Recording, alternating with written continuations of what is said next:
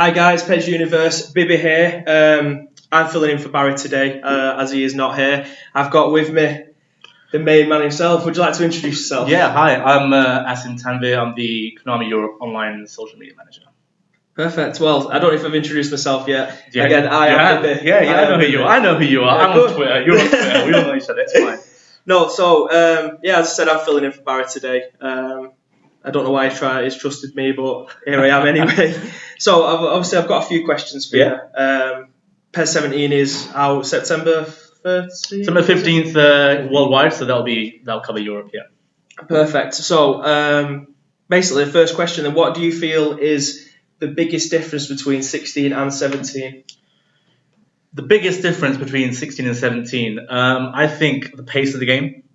That's one of the key things. I think one of the criticisms, if you have it, but that was levied at 2016 was that it was a bit too quick, a bit too maybe arcadey quotation marks. I don't know that word. And we've listened to fans, which some people say we don't do, but we've listened to fans and we've slowed the pace down and made it a bit more free now. I think when you play it, you'll kind of feel that the passing feels a bit more freer, the shooting feels there's a bit more freedom in the way you can place the ball. So you can actually miss shots now. I guess this is what some people have said in their impressions. Yeah. I think overall, the pace of the game is key because it slows it down to that, I guess, realistic pace. And the weight as well. There's a weighty feel to the players. Like each player now completely, I guess, feels different. We've had obviously the player ID previously as well. We've kind of had we had that in 2016 as well. And I still don't think 2016 is as bad as game as some people make it out to be. I honestly don't think it's as bad as people make it out as well. It's for me, I'm a massive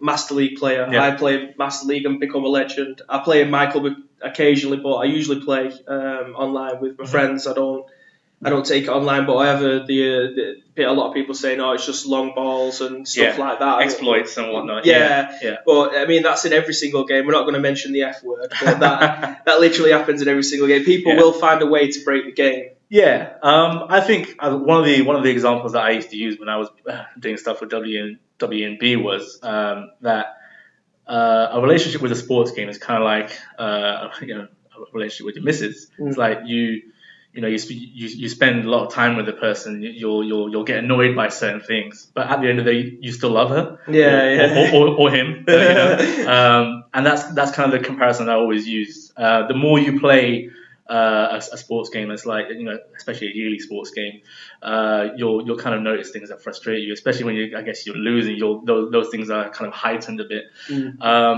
But yeah, I mean, just going back to what we were talking about, 2017, I think the weight, the pace of the game, bit more realistic, slowed it down a bit. You can play the advanced instructions allow you to play Barca's tiki-taka style, allow you to play as Atletico's kind of rough, gritty style, a bit more defensive, but on the break, dangerous. France using wingers, using Griezmann, Martial, or Payet. You can it's more emphasized in 2016.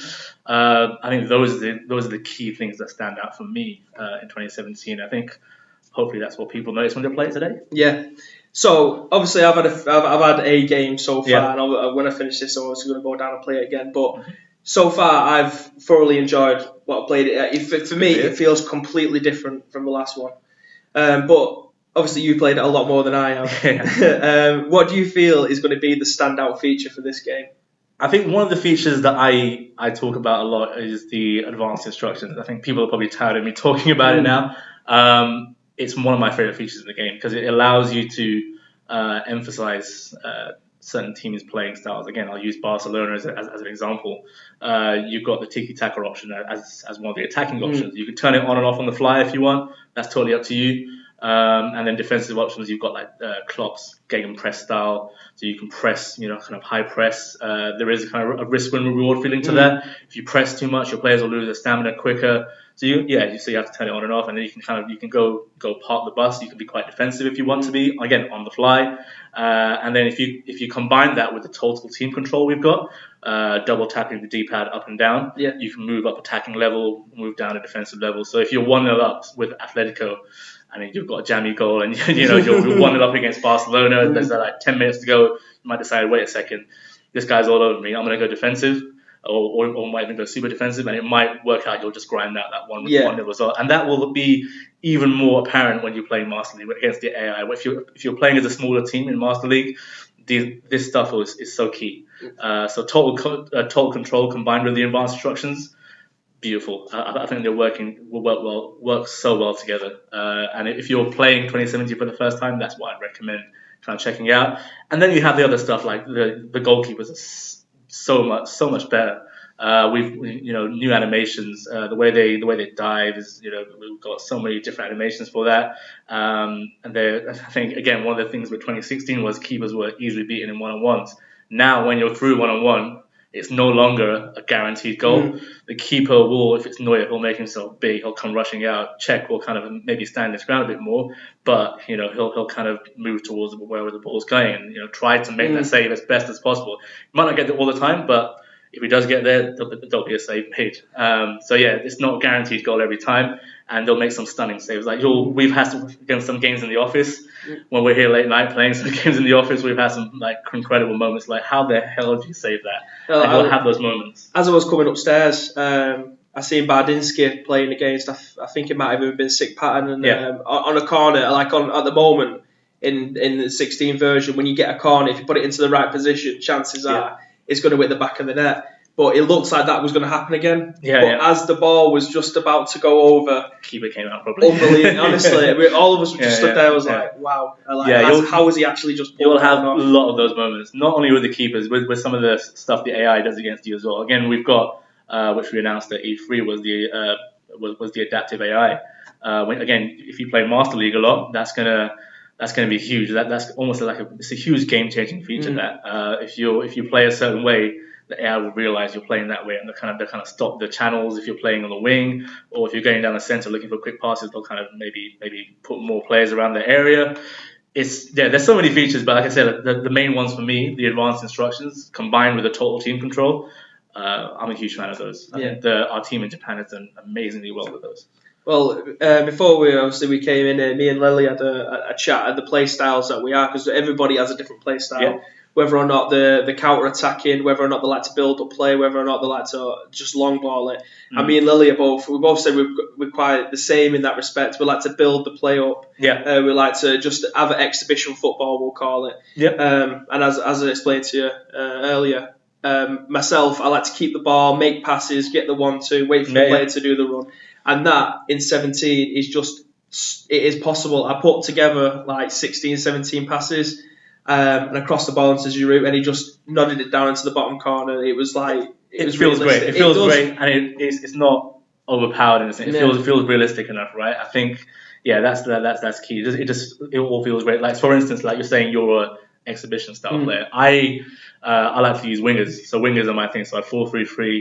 I use pace on the wings, and kind of with the tactics I use, I kind of hug the touch lines with the two wingers, and then use one of them, the pacier one, as a counter target, so he always stays forward, doesn't move, and then kind of defend not deep, but I like to kind of soak up the pressure and then hit on the break. That's my style. And it works. Like if you have all different styles, it works. Like you can use these advanced instructions and your play styles to kind of play how you want in 2017. If you want to slow down the pace and just pass around the back, you can do that.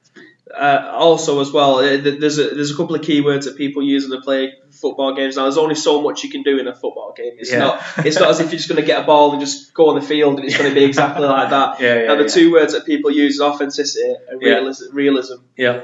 Now, for me, again, I'm not just saying this because I'm here today. Literally, like as I'm playing the game, it just fit. The pace is just it's there for you. Can, as I said, you can control it however you want. You can. Yeah. Now, obviously, between 16 and 17, there's always going to be that comparison between them.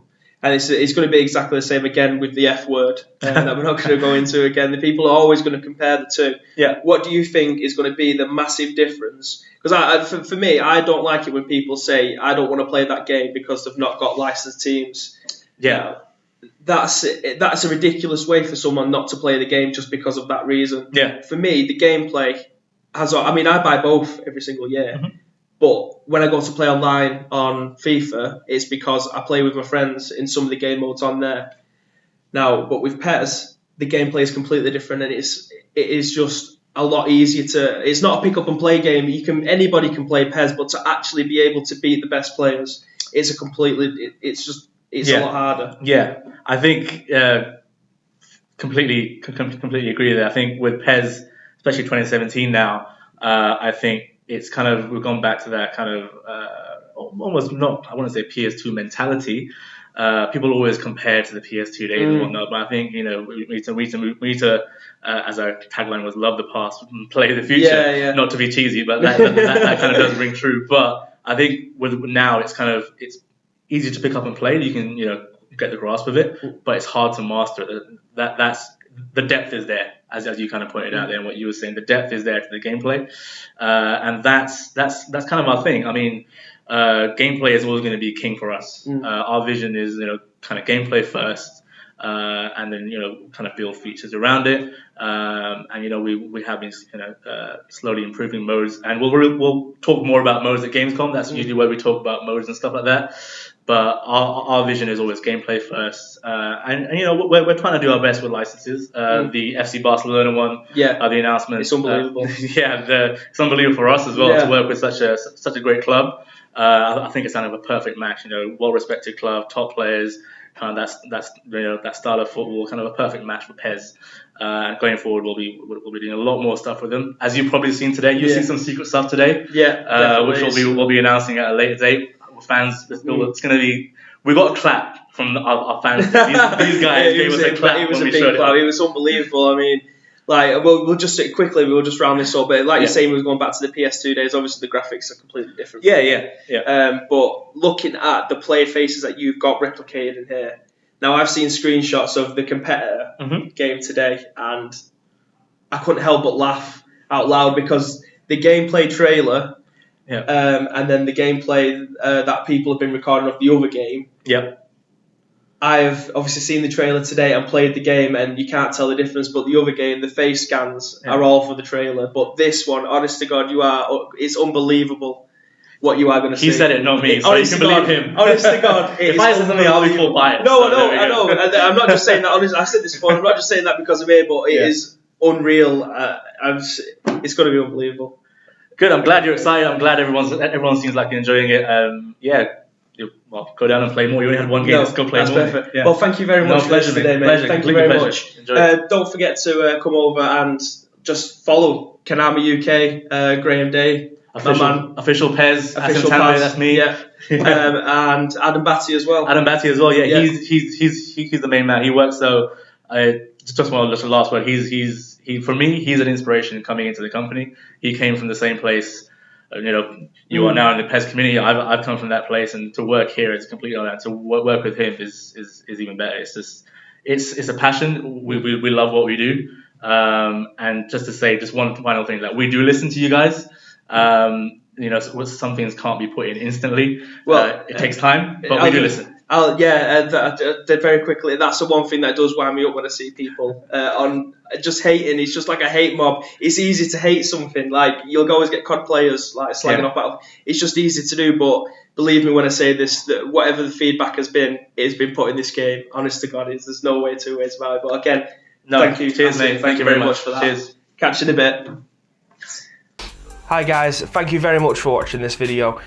Big thanks to Asim for letting me actually spend some time with him and ask him the questions that personally is sort of stuff that I just wanted to get out of there. Just to compare them, both the games, 16 and 17, they just, when you play it, you'll understand it just feels completely different. But again, thank you very much, Asim. And thank you very much to Konami, obviously, for letting us go there for the day. And it basically just spoiled us with what it was that they was actually able to give us. But the reason I'm making this outro video, obviously it was just going to be the interview, but this is like some of the biggest news that's possibly going to come out. Everyone's going to be putting these videos up at the same time, so it's better just to put them all in one video so you get the full experience from what PES Universe actually did that day. So just going back to the interview that I've just had with Asim, he mentioned something about face scans being like just remodeled from absolutely nothing, so they're obviously getting the wireframe, the face, and then building them up from there. Now, as you well know, Konami do now actually have the partnership with Barcelona, and because of that, they actually own the rights to a lot of the players that used to play for them.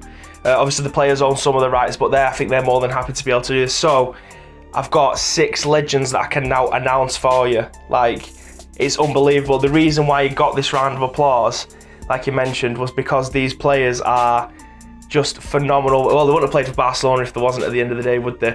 So I'm going to reveal these for you now. So you've got, obviously, the guy who led them to most of the trophies in the last 10 years. You've got Carlos Puyol is one of the legends that's going to be in the game. That is just, it's just absolutely amazing. Now, obviously, there's another 5. So I'm going to talk about this one just a little bit. I don't know how they're going to do it, but they've got Luis Enrique as in there as well. Now, obviously, he is the manager. He's a manager as well now, so it'll be interesting to have him as a manager and as a player. But I'll move on to the next one, and it's Xavi. You know, another guy who's captained them over the last 10 years and guided them to so many more trophies than they could have ever possibly expected. Now, the next one is possibly one of the greatest players that anybody has ever seen on a football field, and it is the king of flair, and it is Ronaldinho. Now, obviously, I don't know if he's even still playing. I heard he's playing in some sort of 6-a-side league somewhere at the other side of the world, and it doesn't matter. A guy like that, he had some pace, but he didn't need it. He could just dance around the pitch, and literally, like, no one would come near him. Okay, so the next one then is Rivaldo. Now, undoubtedly is one of the most talented players to... I'm sure he was still playing last year. Now, I could be wrong, and I had this conversation in the car, but I'm sure he was still playing last year. Now, he might even still be playing somewhere else. I think he's like 45 now. He may still be playing. But the last one is possibly my favourite announcement of them all. Now, growing up, there's this guy. He was a striker, obviously. Me being a striker when I was growing up as well, it was just sort of the guy. If it wasn't Sean Goaty, it was this guy.